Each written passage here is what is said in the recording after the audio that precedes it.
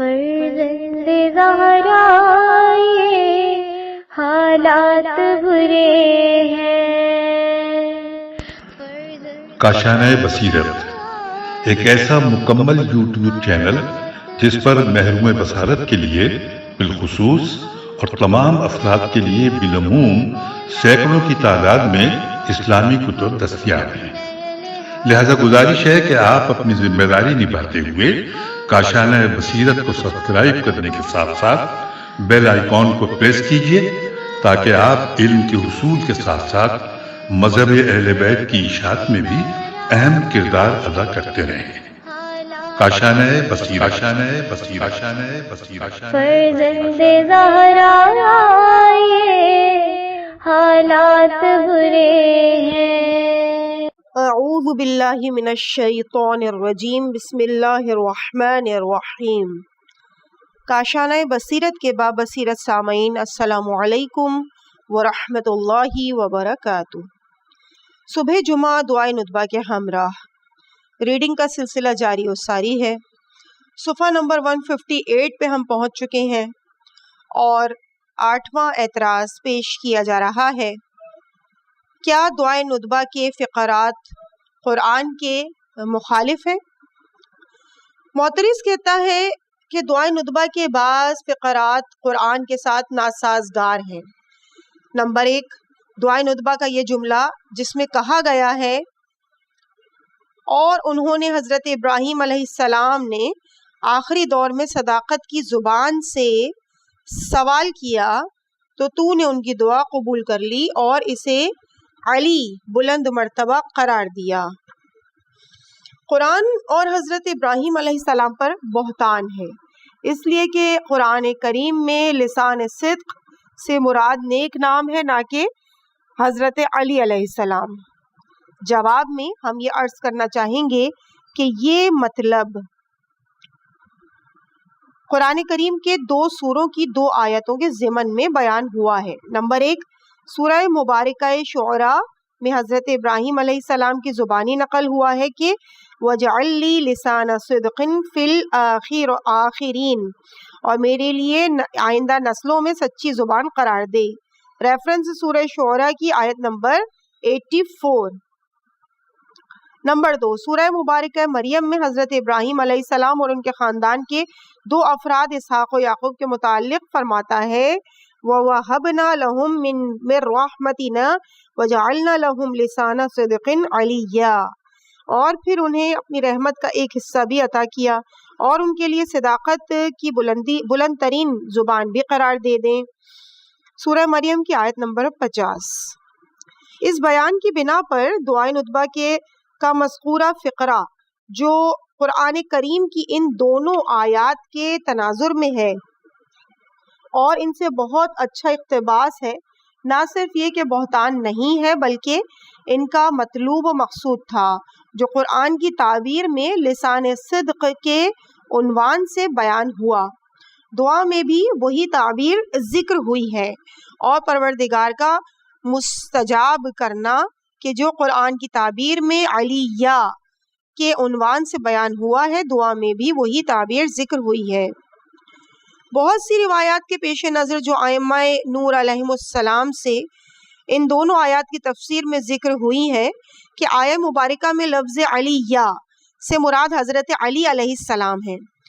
اب ہم بعض روایات کی طرف اشارہ کرتے ہیں۔ نمبر 1، شیخ صدوق تابع سراح نے ایک بہت طولانی حدیث کے ضمن میں امام صادق علیہ السلام سے روایت کی ہے کہ اس آیہ مبارکہ میں علیہ سے مراد علی ابن ابی طالب علیہ السلام ہے۔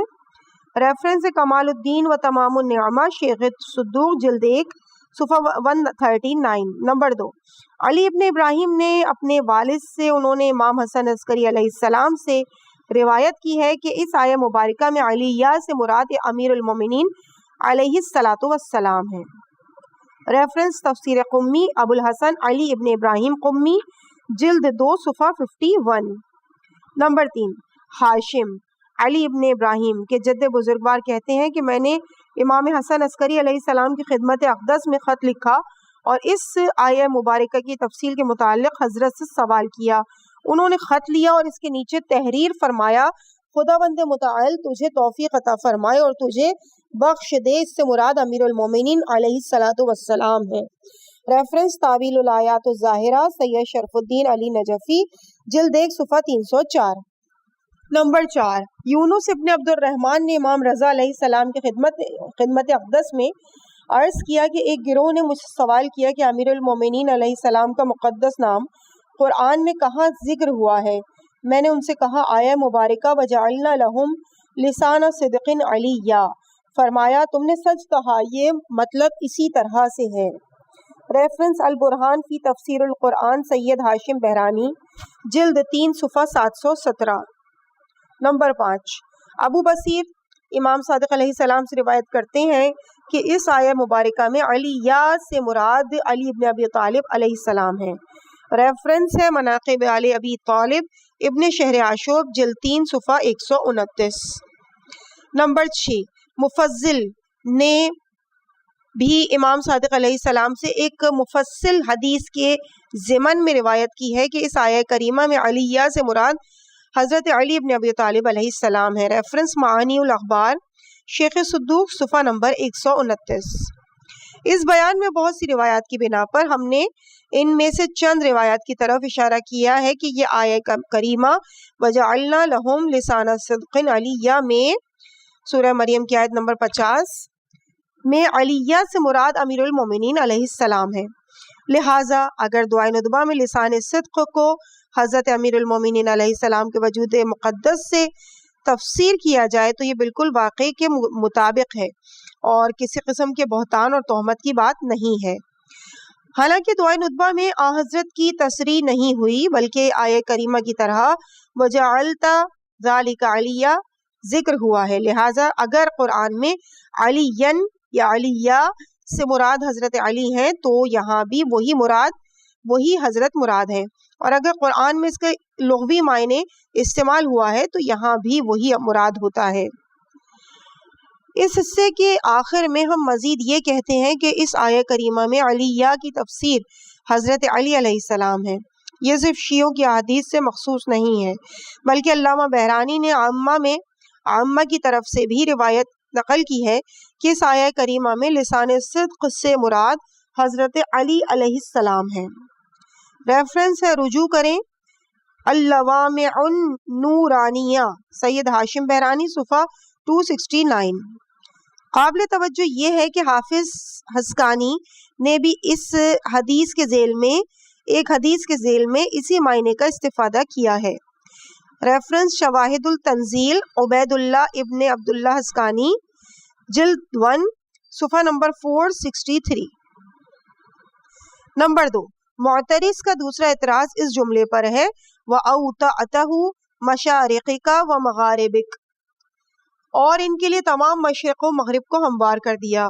وہ کہتا ہے دعا کا یہ فقرہ بھی قرآن کریم کے ساتھ سازگار نہیں ہے، اس لیے کہ سب سے پہلے یہ کہ پیغمبر اکرم صلی اللہ علیہ وآلہ وسلم نے قرآن کریم کی نص کے مطابق مسجد الحرام سے مسجد اقصیٰ تک سفر کیا، نہ کہ دنیا کے مشرق و مغرب میں۔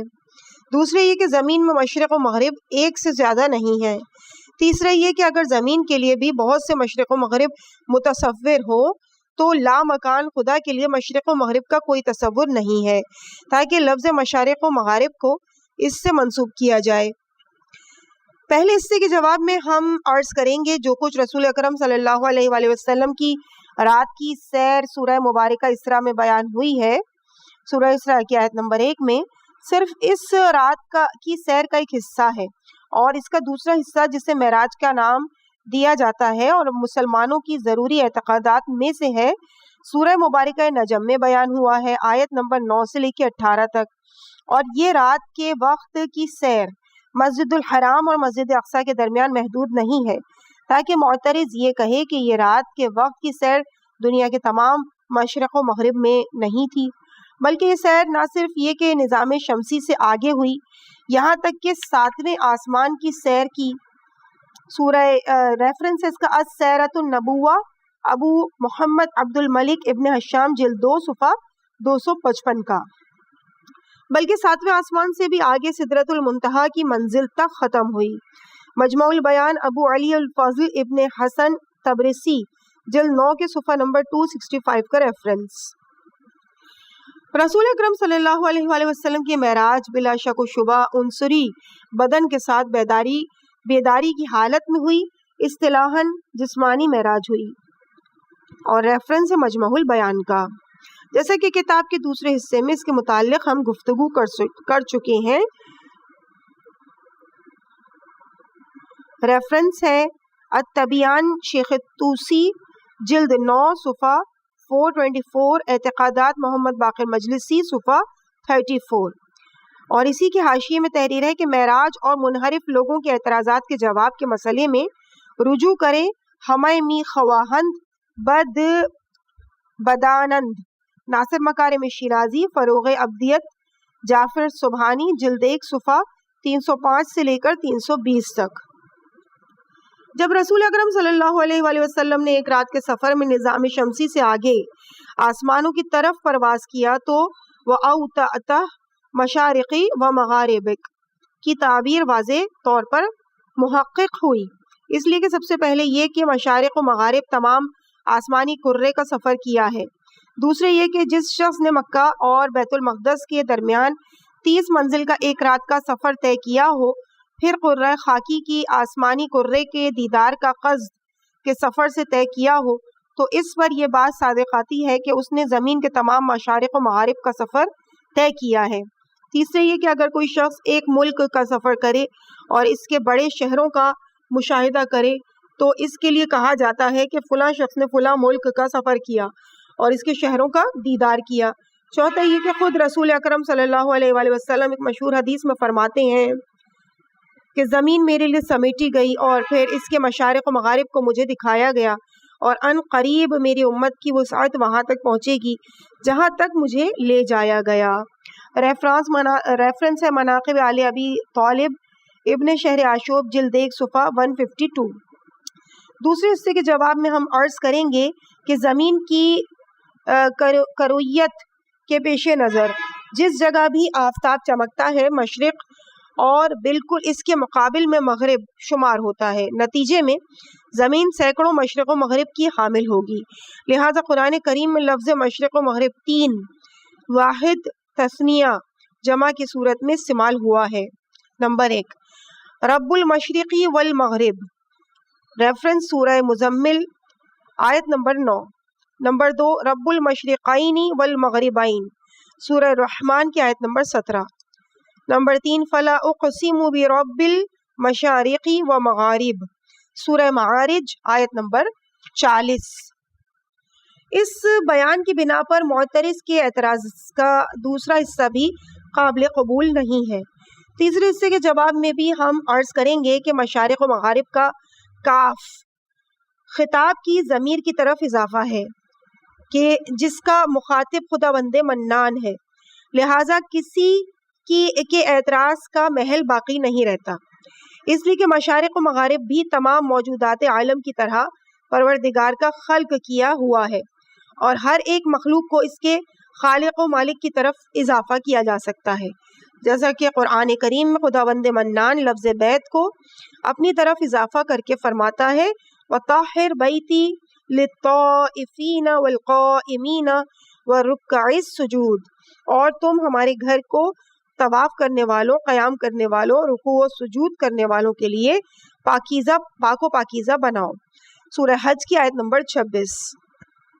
معترض نے یہ خیال کیا کہ اگر لفظ مشارق و مغارب کو خداوند منان کی طرف اضافہ کیا جائے تو اس کا معنی یہ ہے کہ خدا کرۂ زمین کے ایک لفظ میں فرض کیا گیا ہے اور اس کے لیے ایک مشرق و مغرب کا تصور کیا گیا ہے، لہٰذا کہتا ہے کہ لا مکان خدا کے لیے مشرق و مغرب کا کوئی مفہوم نہیں پایا جاتا، البتہ دشمنی اور ہٹ دھرمی، فہم سلیم اور کسی مسئلے کو تشخیص دینے کی قدرت کو انسان سے سلب کر لیتی ہے۔ نمبر 3 معترض کا تیسرا اعتراض یہ ہے کہ جملہ اور تمام ماضی اور مستقبل کے علوم کا اسے یعنی پیغمبر اکرم صلی اللہ علیہ وآلہ وسلم کو خزانہ دار بنایا، آیت قرآنی کے برخلاف ہے۔ وہ کہتا ہے کہ یہ جملہ آیت قرآنی سے ناسازگار ہے، اس لیے کہ اس جملے کی بنیاد پر پیغمبر اکرم تمام دنیا کے گزشتہ ظاہری اشیاء سے اور دنیا کے تمام ہونے دنیا کے ختم ہونے تک کی چیزوں سے باخبر ہیں، حالانکہ قرآن کریم نے علم قیامت کو خدا سے مخصوص کیا ہے۔ سورہ اعراف کی آیت نمبر 187 کا ریفرنس۔ بعض حوادث کو بھی اپنے مخصوص علوم میں شمار کیا، سورہ لقمان کی آیت نمبر 34 کا ریفرنس، اور امیر المومنین نے اس علم کے مخصوص ہونے کی تاکید کی ہے، نہج البلاغہ خطبہ نمبر 128 کا ریفرنس، اور بعض مقامات پر صریحاً فرمایا ہے کہ پیغمبر صلی اللہ علیہ وآلہ وسلم اسے نہیں جانتے، سورہ احقاف کی آیت نمبر 9 کا ریفرنس، اور بعض جگہوں پر صراحت کے ساتھ یہ کہا کہ فلا یظہر علی غیبہ احدا، اپنے غیب پر کسی کو مطلع نہیں کرتا، سورہ جن آیت نمبر 26 کا ریفرنس۔ اس اعتراض کے جواب میں ہم کہیں گے کہ تعبیر ما کانا و ما یکون، یعنی جو ہوا اور جو ہونے والا ہے، بہت سی حدیثوں میں ذکر ہوئی ہے، اور یہ دعائے ندبہ سے مخصوص نہیں ہے، یہاں تک کہ شیخ کلینی علیہ الرحمہ نے کتاب کافی میں اس عنوان سے ایک باب مخصوص کیا ہے اور وہاں بہت سی احادیث کو جمع کیا ہے۔ الکافی محمد بن یعقوب کلینی جلد 1 صفحہ 260۔ انبیاء اور ائمہ علیہم السلام کے علم کے بارے میں بہت سے مسائل پیدا ہوئے ہیں جو ان صفحات میں قلم بند نہیں کیے جا سکتے۔ ہم صرف اس کتاب کو اس اعتراض کے جواب سے خالی نہ ہونے کے لیے علامہ طباطبائی کی بابرکت تحریر سے ایک فقرہ یہاں پہ نقل کرتے ہیں۔ آپ کہتے ہیں کہ امام عالم ہستی کے حقائق جن حالات کے تحت موجود ہوں اللہ تعالیٰ کی اجازت سے واقف ہیں، خواہ وہ حقائق محسوسات میں سے ہوں یا محسوسات کے دائرے سے خارج ہوں، جیسے آسمانی موجودات اور ماضی اور مستقبل کے حادثات۔ علم امام کو نقلی طور پر ثابت کرنے کے لیے ایسی متواتر روایات ہیں جو شیعہ معتبر کتابوں میں جیسے الکافی، الوافی، بصائر الدرجات، کتاب شیخ صدوق اور بحار الانوار وغیرہ میں محفوظ ہیں۔ ان روایات کی بنا پر جن کی کوئی حد بندی نہیں ہے، امام الہی وہبی راستے سے نہ اکتسابی طریقے سے تمام شے سے آگاہ اور باخبر ہیں، اور جو بھی چاہیں اذن خدا سے ایک ادنا توجہ سے جان لیتے ہیں۔ لیکن قرآن کریم میں ہمارے پاس ایسی آیات بھی ہیں جو علم غیب کو خداوند متعال کی ذات سے مخصوص اور حضرت احدیت ہی سے منحصر قرار دیتی ہیں، لیکن اس آیہ کریمہ عالم الغیب فلا یظہر علی غیبہ احدا الا من ارتضی من رسول، وہ عالم غیب ہے اور اپنے غیب پر کسی کو بھی مطلع نہیں کرتا مگر جس رسول کو پسند کر لے، اور اس کا ریفرنس ہے سورہ جن آیت نمبر 27 کا۔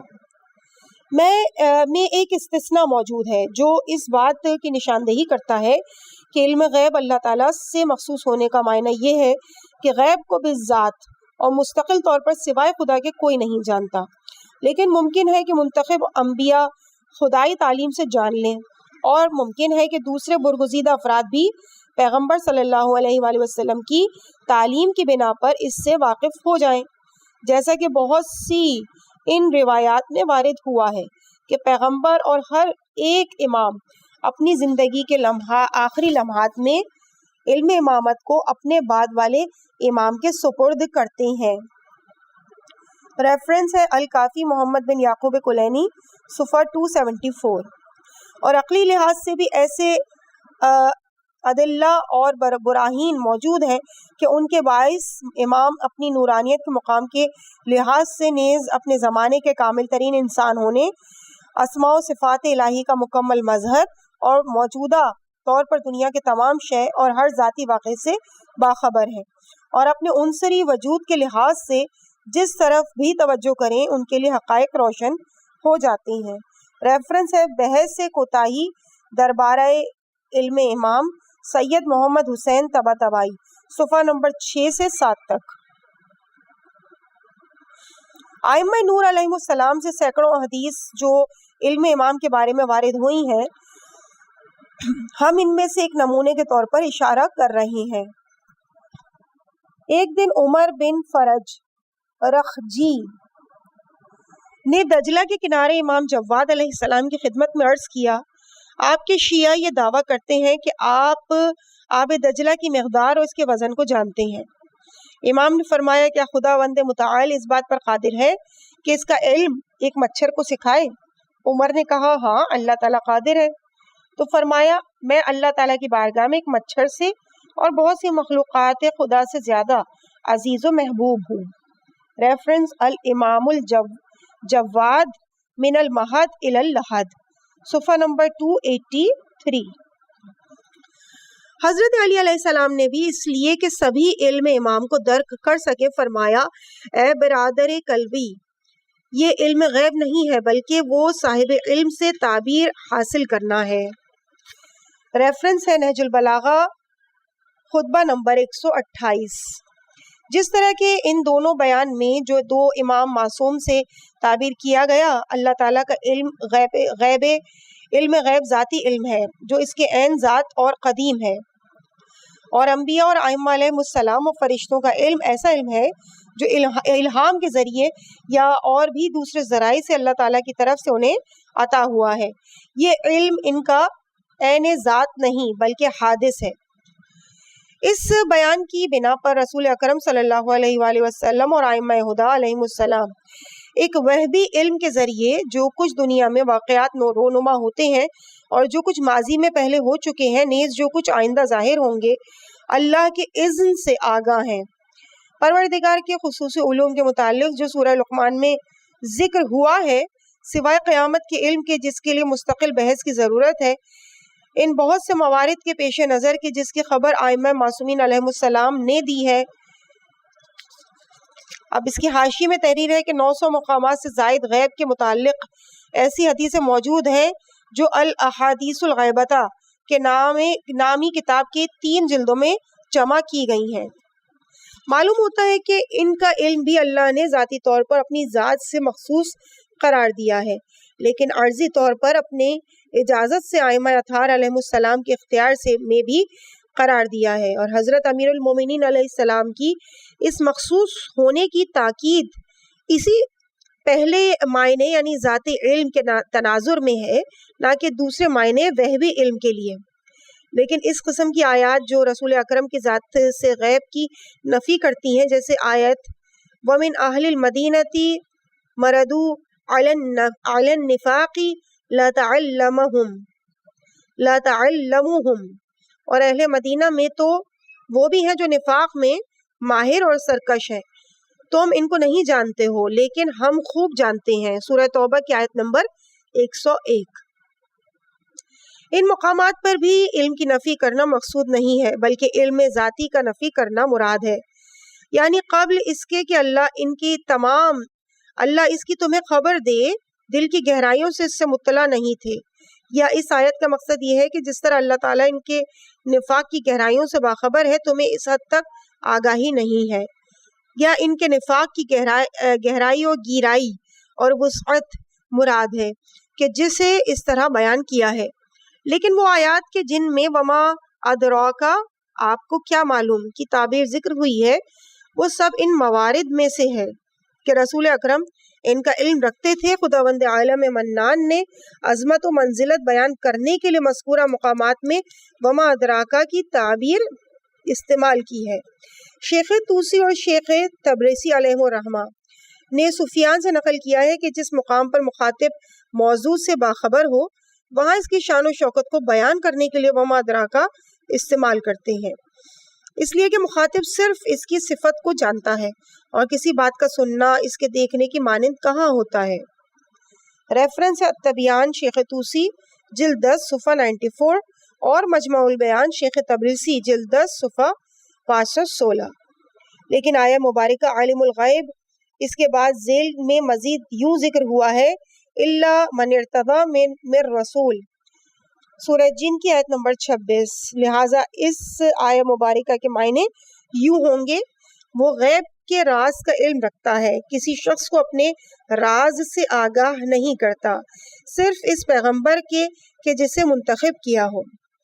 اس بیان کی بنا پر آیت نہ صرف یہ کہ علم غیب کو پیغمبروں سے نفی نہیں کرتی بلکہ اسے منتخب پیغمبروں کے لیے ثابت کرتی ہے. اس بات کی دلیل دوسری آیت ہے کہ جہاں فرماتا ہے وما کان اللہ، سورہ آل عمران کی آیت نمبر 179 ترجمہ، اور اللہ تعالیٰ تم کو غیب سے مطلع بھی نہیں کرنا چاہتا، ہاں اپنے نمائندوں میں سے کچھ لوگوں کو اس کام کے لیے منتخب کر لیتا ہے۔ لہٰذا دعائے ندبہ کا مذکورہ فقرہ مکمل طور پہ آیات قرآن سے سازگار اور موافق ہے۔ نمبر 4، معترض نے چوتھے جملے پر اعتراض کا جو دعویٰ کیا ہے کہ وہ قرآن کریم سے سازگار نہیں ہے، وہ مندرجہ ذیل ہے۔ ثم جعلت اجر محمد صلواتک علیہ وآلہ مودتہم فی کتابک، بریکٹ میں ہے کہ قل لا اسألکم علیہ اجرا الا المودۃ فی القربى۔ پھر تو مرکز رحمت محمد وآل محمد علیہ السلام کا اجرا اپنی کتاب میں ان کی مودت کو قرار دے کر اعلان کر دیا کہ اے پیغمبر کہہ دو کہ میں تم سے کوئی اجر نہیں مانگتا ہوں سوائے اس کے کہ میرے قرابت داروں سے محبت کرو۔ سورہ شورى آیت نمبر 23۔ معترض کہتا ہے کہ دعائے ندبہ کا یہ فقرہ قرآن کے منافی ہے، چونکہ سب سے پہلے یہ ہے کہ یہ آیا مکہ میں نازل ہوئی اور اس وقت ابھی امام حسن اور امام حسین علیہ السلام پیدا نہیں ہوئے تھے، نیز اصولی طور پر اہل بیت اور آیہ تطہیر درکار نہیں تھی۔ دوسرا یہ کہ خود مشرکین پیغمبر کو تسلیم نہیں کرتے تھے تاکہ پیغمبر ان سے اپنی خاندان والوں کی محبت کا مطالعہ کرتے۔ تیسرا یہ کہ دوسری آیت میں فرمایا میں تم سے کوئی اجر نہیں چاہتا، سورہ صاد کی آیت نمبر 86، لہٰذا یہ آیت منسوخ ہو جائے گی، ورنہ تناقض اور تضاد لازم آئے گا۔ چوتھا یہ کہ قربا کا معنی پیغمبر کے رشتہ دار نہیں بلکہ مندرجہ ذیل 3 معنی میں سے کوئی ایک شخص ہے۔ نمبر 1، مطلقاً تمام رشتہ داریاں یعنی صلہ ارحام مراد ہے۔ نمبر 2، پیغمبر کی قریش کے ساتھ رشتہ داری یعنی اگر ایمان بھی نہیں لاتے پھر بھی تو میری رشتہ داری کے حقوق کی رعایت کرو۔ نمبر 3، پروردگار سے نزدیکی یعنی میں تمہیں اللہ تعالیٰ کی طرف دعوت دیتا ہوں۔ پہلے حصے کے جواب میں ہم عرض کریں گے کہ معترض صاحب آپ نے تفسیروں کی طرف رجوع کرنے سے پہلے اپنی بات کہی، ورنہ مفسرین نے تصریح کی ہے کہ یہ آیت مدینہ میں نازل ہوئی۔ مثلا علامہ تبریسی جو صف اول کے مفسرین میں سے ہیں، انہوں نے سورہ شورى کی ابتدا میں تحریر کیا کہ سورہ شورى مکے میں نازل ہوئی سوائے 4 آیتوں کے جو مدینے میں نازل ہوئی منجملہ۔ ان میں سے یہ آیہ مبارکہ قل لا اسألکم علیہ اجرا الا المودۃ فی القربى، سورہ شورى کی آیت نمبر 23۔ انہوں نے اس بات کو ابن عباس اور قتادہ سے نقل کیا ہے۔ مجمع البیان شیخ تبریسی جلد نمبر 9 کے صفحہ نمبر 31 پر۔ اگر شیعہ مفسرین کو نظر انداز کر دیں تو اہل سنت کے بہت سے مفسرین نے بھی تصریح کی ہے کہ آیتیں مدینہ میں نازل ہوئی ہیں۔ منجملہ ان میں سے یہ ہیں۔ نمبر 1، علامہ زمخشری متوفی 528 ہجری قمری، سورہ شورى کے آغاز میں تحریر کرتے ہیں کہ یہ سورہ مکی ہے سوائے ان آیات 23 سے لے کر 27 تک جو مدینے میں نازل ہوئی ہیں۔ حاشی میں ہے الکشاف عن حقائق غوامض التنزیل، محمود بن عمر زمخشری، جلد 4 صفحہ نمبر 208۔ نمبر 2، علامہ قرطبی متوفی 671 ہجری قمری، سورہ شورى کے آغاز میں ابن عباس اور قتادہ سے نقل کرتے ہیں کہ سورہ شورى مکہ میں نازل ہوئی سوائے 4 آیتوں کے کہ جس سے مراد قل لا اسألکم علیہ اجرا الا المودۃ فی القربى سے لے کر آخر تک کی آیات ہیں۔ ریفرنس ہے الجامع الاحکام القرآن محمد بن احمد قرطبی، جلد نمبر 16 صفحہ نمبر 1۔ نمبر 3، مصر کے عظیم مفسر شیخ احمد مصطفیٰ المراغی متوفی 1371 ہجری قمری، سورہ شورى کے آغاز میں رقم تراز ہے کہ یہ سورہ مکے میں نازل ہوا سوائے ان آیات 23 سے لے کر 27 تک جو مدینے میں نازل ہوئی۔ ریفرنس ہے تفسیر المراغی احمد مصطفیٰ المراغی، جلد 9 صفحہ 13۔ نمبر 4، ابو الحسن علی ابن احمد واحدی نیشا پوری متوفی 468 ہجری قمری، اس آیت کی شان نزول میں تحریر کرتے ہیں کہ جس وقت رسول اکرم صلی اللہ علیہ وآلہ وسلم نے مدینے کی طرف ہجرت کی تو انصار کا ایک گروہ آپس میں جمع ہوا اور کہا اللہ تعالیٰ نے اس پیغمبر کے ذریعے ہماری ہدایت فرمائی اور ان کا ہاتھ مال دنیا سے خالی ہے، مناسب یہ کہ اپنے مال و دولت کا ایک حصہ جمع کر کے ان کے اختیار میں دے دیں تاکہ مشکلات پیش آنے کے وقت ان کا ہاتھ کھلا رہے۔ جب وہ لوگ آن حضرت کی خدمت میں پہنچے اور انہوں نے یہ پیشکش آن حضرت کے سامنے رکھی تو یہ آیت نازل ہوئی۔ ریفرنس ہے اسباب النزول، ابو الحسن علی ابن احمد نیشاپوری واحدی، صفحہ نمبر 251۔ نمبر 5، امام فخر رازی متوفی 606 ہجری قمری نے اس بات کو ابن عباس سے نقل کیا ہے اور مزید تحریر کیا ہے، لہٰذا اپنے مال و دولت کی کچھ مقدار کو جمع کیا اور آن حضرت کی خدمت میں لائے۔ رسول اکرم صلی اللہ علیہ وآلہ وسلم نے ان کے اس مال و دولت کو انہیں واپس کر دیا، پھر آیت قل لا اسألکم علیہ اجرا نازل ہوئی۔ ریفرنس ہے التفسیر الکبیر فخر رازی جلد 27 صفحہ 164۔ اس بیان کی بنا پر اس بات میں کوئی شک و شبہ باقی نہیں رہے گا کہ یہ آیت مدینہ میں نازل ہوئی اور معترض کے اعتراض کا پہلا حصہ ختم ہو جائے گا۔ اس کے اعتراض کا دوسرا حصہ بھی بنیادی طور پر جڑ سے ختم ہو جائے گا، اس لیے کہ اس آیت میں انصار کو خطاب کیا گیا ہے نہ کہ مشرکوں کو۔ لیکن معترض کے تیسرے حصے کے جواب میں ہم کہیں گے کہ قرآن کریم کے 6 سوروں میں ذکر ہوا ہے کہ پیغمبر اکرم صلی اللہ علیہ وآلہ وسلم اپنی تبلیغ رسالت کے مقابل میں لوگوں سے اجر نہیں چاہتے، اور وہ آیات یہ ہے۔ نمبر 1، قل لا اسألکم علیہ اجرا ان ہوا الا ذکر للعالمین، سورہ انعام کی آیت نمبر 90۔ نمبر 2، قل ما اسألکم علیہ من اجر الا من شاء ان یتخذ الی ربہ سبیلا، سورہ فرقان کی آیت نمبر 57۔ نمبر 3، قل ما سألتکم من اجر فہو لکم ان اجری الا علی اللہ، سورہ سبا کی آیت نمبر 4۔ نمبر 4، قل ما اسألکم علیہ من اجر وما انا من المتکلفین، سورہ صاد آیت نمبر 86۔ نمبر 5، ام تسألوہم اجرا فہم من مغرم مثقلون، سورہ طور آیت نمبر 40۔ نمبر 6، ام تسألوہم اجرا فہم من مغرم مثقلون، سورہ قلم کی آیت نمبر 46۔ ان 6 آیتوں کے مقابل میں قرآن کریم کے 6 سورے جو صراحت رکھتے ہیں کہ پیغمبر اکرم صلی اللہ علیہ وآلہ وسلم تبلیغ رسالت کے بدلے لوگوں سے اجر و مزدوری نہیں طلب کرتے۔ سورہ مبارکہ شورى میں ذکر ہوا ہے قل لا اسألکم علیہ اجرا الا المودۃ فی القربى، سورہ شورى آیت نمبر 23۔ معترض کہتا ہے کہ قرآن اللہ کا کلام ہے، اس کی آیات کے درمیان تناقض اور تضاد نہیں پایا جانا چاہیے، لہٰذا یہ آیت گزشتہ آیات کے ذریعے منسوخ ہوئی۔ جواب میں ہم عرض کریں گے، جیسا کہ پہلے بھی ہم نے اشارہ کیا کہ شیعہ مفسرین کے علاوہ عظیم سنی مفسرین نے بھی جیسے فخر رازی، زمخشری، قرطبی، مراغی نے تصریح کی ہے کہ یہ آیت مدینہ میں نازل ہوئی، اور مذکورہ 6 سوروں کے لیے تمام مفسرین کا اتفاق ہے کہ مکہ معظمہ میں نازل ہوئے ہیں۔ لہٰذا یہ کیسے ممکن ہے کہ آیت مدنی آیات مکی آیات کے ذریعے منسوخ ہوں؟ علامہ قرطبی نے نسخ کے قول کو ضحاک سے نقل کیا ہے، پھر فرمایا کہ ثعلبی نے کہا یہ بات بے بنیاد ہے۔ کتنی بری بات ہے کہ کوئی یہ کہے کہ اللہ تعالیٰ سے اس کے پیغمبر اور اہل بیت پیغمبر کی اطاعت و مودت کے ذریعے تقرب حاصل کرنے کا حکم منسوخ ہو گیا ہے، حالانکہ پیغمبر اکرم صلی اللہ علیہ وآلہ وسلم نے فرمایا کہ جو شخص محبت آل محمد علیہ السلام پر مر جائے وہ شہید مرا ہے، اور ریفرنس ہے اس کا الجامع الاحکام القرآن محمد بن احمد قرطبی جلد 16 صفحہ 22۔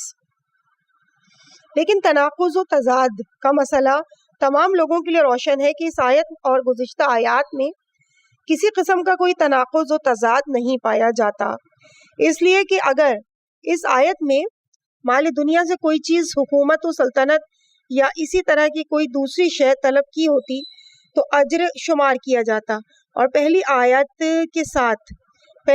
کے ساتھ تضاد پیدا ہو جاتا، لیکن جو کچھ اس آیہ کریمہ میں طلب کیا گیا ہے وہ خاندان پیغمبر کی محبت ہے جو اجر شمار نہیں ہوتی۔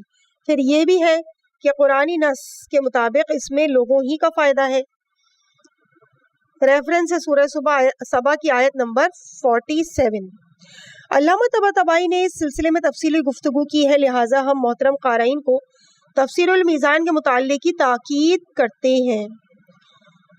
رجوع کریں المیزان فی تفسیر القرآن سید محمد حسین طباطبائی جلد 18 صفحہ نمبر 46۔ لیکن معترض نے قربا کے جو مختلف معنی بیان کیے ہیں انہیں بھی علامہ طباطبائی نے تفصیل سے درج کیا ہے، قارئین کرام وہاں رجوع فرمائیں۔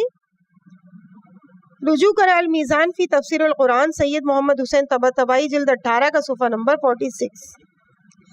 نتیجے کے طور پر مودت قربا کا صحیح اور معقول معنی خاندان عصمت و طہارت سے صرف اظہار عقیدت و محبت ہے۔ اس سلسلے میں اگر ہم ائمہ معصومین علیہم السلام سے منقول احادیث اور مفسرین کے اقوال نقل کریں تو اس مثنوی کے لیے بھی 70 من کاغذ درکار ہوں گے، لہٰذا ہم اہل سنت کی تفسیروں میں بعض موجودہ احادیث کو جو مؤلف کے اپنے ذاتی مخصوص کتاب خانے میں موجود ہیں اسے نقل کرنے پر اکتفا کرتے ہیں۔ نمبر ایک طبرانی متوفی 360 ہجری قمری اپنے سلسلہ اسناد کے ساتھ ابن عباس سے روایت کرتے ہیں کہ انہوں نے کہا کہ جب آیہ مبارکہ قُلْ لَا أَسْأَلُكُمْ عَلَيْهِ أَجْرًا إِلَّا الْمَوَدَّةَ فِي الْقُرْبَى نازل ہوئی تو لوگوں نے کہا یا رسول اللہ آپ کے وہ قرابت دار کون لوگ ہیں جن کی مودت و محبت ہمارے لیے واجب قرار دی گئی ہے؟ فرمایا علی، فاطمہ اور ان کے دونوں فرزند علیہم السلام۔ ریفرنس ہے المعجم الکبیر ابو القاسم سلیمان ابن احمد طبرانی جلد 11 صفحہ 351۔ نمبر 2 ابن مغازلی متوفی 483 ہجری قمری اپنے سلسلہ اسناد کے ساتھ ابن عباس سے روایت کرتے ہیں کہ انہوں نے کہا کہ مذکورہ آیت کے نازل ہوتے وقت لوگوں نے کہا کہ یا رسول اللہ یہ کون لوگ ہیں جن کی مودت و محبت ہمارے لیے واجب قرار دی ہے؟ فرمایا علی، فاطمہ اور ان کے دونوں فرزند۔ ریفرنس مناقب علی ابن ابی طالب ابو الحسن علی بن محمد ابن مغازی صفحہ نمبر 309۔ نمبر 3 حسکانی جو 5ویں صدی ہجری کے بزرگوں میں سے ہیں، انہوں نے مذکورہ حدیث کو 7 طریقوں سے اپنے سلسلہ اسناد کے ساتھ ابن عباس سے انہوں نے رسول اکرم سے روایت کی۔ ریفرنس شواہد التنزیل لقواعد التفویل عبید اللہ بن عبداللہ حسکانی جلد 2 صفحہ 189 اور 196۔ نمبر 4 زمخشری متوفی 528 ہجری قمری نے روایت کی ہے کہ جب یہ آیت نازل ہوئی تو عرض کیا یا رسول اللہ آپ وہ قرابت دار آپ کے کون ہیں کہ جن کی مودت و محبت ہمارے لیے واجب قرار دی گئی؟ فرمایا علی، فاطمہ اور ان کے دونوں فرزند۔ ریفرنس الکشاف عن حقائق غمامض التنزیل محمود بن عمر الزمخشری جلد 4 صفحہ 220۔ نمبر 5 اختب خوارزم متوفی 568 ہجری قمری نے مذکورہ حدیث کو ابن عباس کے طریقے سے پیغمبر اکرم صلی اللہ علیہ وآلہ وسلم سے روایت کی ہے۔ ریفرنس مقتل الحسین موفق بن احمد الخوارزمی جلد 1 صفحہ 57۔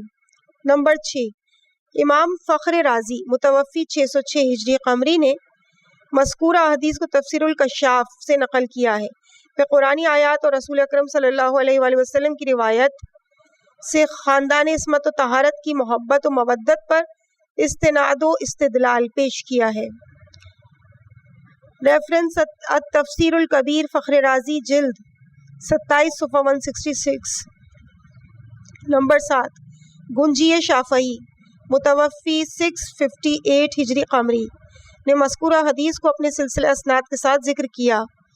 کفایت الطالب ریفرنس ہے کفایت الطالب محمد بن یوسف گنجی شافعی صفحہ نمبر 91۔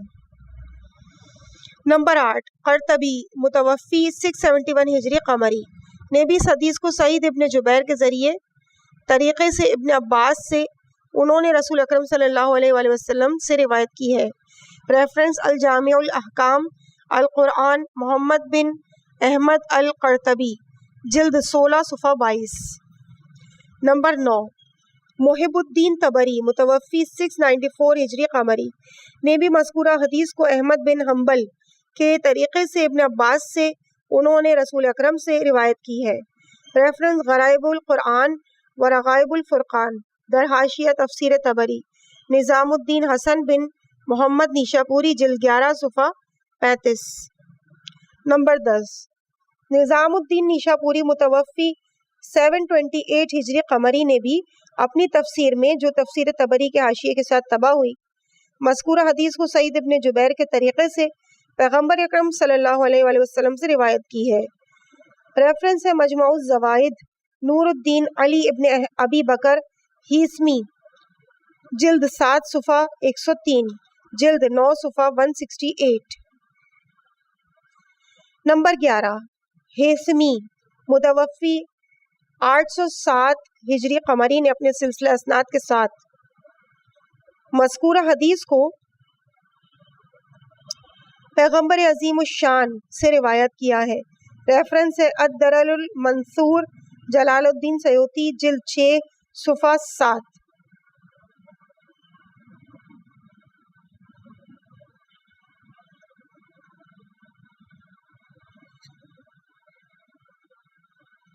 نمبر 12، جلال الدین سیوطی متوفی 911 ہجری قمری نے بھی اس حدیث کو مختلف طریق سے کے ساتھ ابن عباس سے انہوں نے پیغمبر اکرم سے روایت کیا ہے۔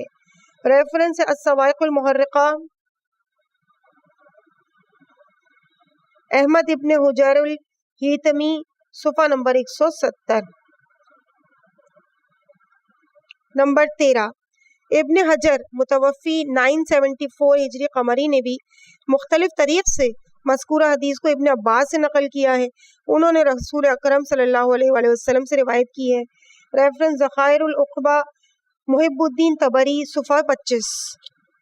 نمبر 14، ابو نعیم اصفہانی متوفی 430 ہجری قمری جابر ابن عبداللہ انصاری سے روایت کرتے ہیں کہ ایک اعرابی پیغمبر اکرم صلی اللہ علیہ وآلہ وسلم کی خدمت میں شرف یاب ہوا اور عرض کی، یا محمد مجھے اسلام بتائیے۔ فرمایا، گواہی دیتے ہو کہ سوائے خدا وحدہ لا شریک کے کوئی معبود نہیں اور محمد اس کے بندے اور رسول ہیں۔ اس نے دریافت کیا، تبلیغ رسالت کے مقابل میں آپ مجھ سے کون سا اجر چاہتے ہیں؟ فرمایا، کوئی اجر نہیں چاہتا سوائے اس کے کہ قرابت داروں سے مودت و محبت کرو۔ اس اعرابی نے سوال کیا کہ اپنے قرابت داروں سے یا آپ کے قرابت داروں سے؟ فرمایا، میرے قرابت داروں سے۔ اعرابی نے کہا کہ اپنا ہاتھ مجھے دیجئے، میں بیعت کروں گا جو شخص آپ کو اور آپ کے قرابت داروں کو دوست نہ رکھے اس پر خدا کی لعنت ہو۔ ریفرنس حلیت الاولیاء، ابو نعیم اصفہانی، جلد 3 صفحہ 201۔ نمبر 15، سیوطی متوفی 911 ہجری قمری نے بھی مجاہد کے طریقے سے ابن عباس سے روایت کی ہے کہ رسول نے فرمایا، لا اسألکم علیہ اجرا الا المودۃ فی القربى، یعنی یہ کہ سوائے اپنے قرابت داروں کی مودت و محبت کی تبلیغ رسالت کے بدلے تم سے کوئی اجر نہیں چاہتا، اور وہ یہ کہ میرے اہل بیت کا احترام کر کے میرے احترام کو محفوظ رکھو اور ان سے میری وجہ سے دوستی اور محبت رکھو۔ ریفرنس الدرر المنثور، جلال الدین سیوطی، جلد 6 صفحہ 7۔ نمبر 16، حاکم نشاپوری متوفی 405 ہجری قمری نے اپنی سلسلہ اسناد کے ساتھ لکھا کہ امام حسن مجتبی علیہ السلام سے روایت کی ہے کہ انہوں نے حضرت علی علیہ السلام کی شہادت کے دن ایک مفصل خطبہ کے ذریعے سے فرمایا، میں ان اہل بیت میں سے ہوں کہ اللہ تعالیٰ نے ان کی مودت و محبت کو تمام مسلمانوں پر قرار دیا ہے، اور اس سلسلے میں اپنے پیغمبر سے فرمایا کہ قل لا اسألکم علیہ اجرا الا المودۃ فی القربى۔ ریفرنس المستدرک علن صحیحین فی الحدیث، ابو عبداللہ محمد بن عبداللہ حاکم نیشاپوری، جلد 3 صفحہ 172۔ نمبر 17، محمد بن جریر طبری متوفی 310 ہجری قمری اپنے سلسلہ اسناد کے ساتھ روایت کرتے ہیں کہ جب امام زین العابدین علیہ السلام کو اسیر کر کے شام میں داخل کیا گیا تو ان کو ایک چبوترے پر روکا گیا۔ ایک ضعیف العمر آپ کے پاس آیا اور کہا کہ خدا کا شکر ادا کرتا ہوں کہ تمہارے مردوں کو ہلاک کیا اور فتنے کو جڑ سے اکھاڑ پھینکا۔ امام سجاد علیہ السلام نے دریافت فرمایا، کیا تم نے قرآن پڑھا ہے؟ کہا ہاں۔ کیا آل حامیم پڑھا ہے؟ کہا نہیں۔ پھر دریافت فرمایا کیا اس آیت کی تلاوت کی ہے؟ قل لا اسألکم علیہ اجرا الا المودۃ فی القربى، کہا کیا آپ وہی لوگ ہیں؟ فرمایا ہاں۔ ریفرنس جامع البیان فی تفسیر القرآن ابو جعفر محمد بن جریر طبری، جز 25 صفحہ 16۔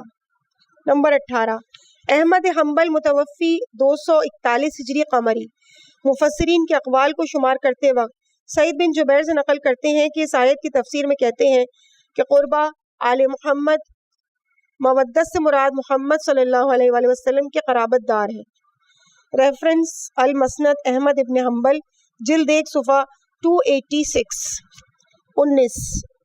نمبر 19 بخاری متوفی 256 ہجری قمری، طبری، قرطبی اور سیوطی نے بھی عین اسی عبارت کو سعید ابن جبیر سے نقل کیا ہے۔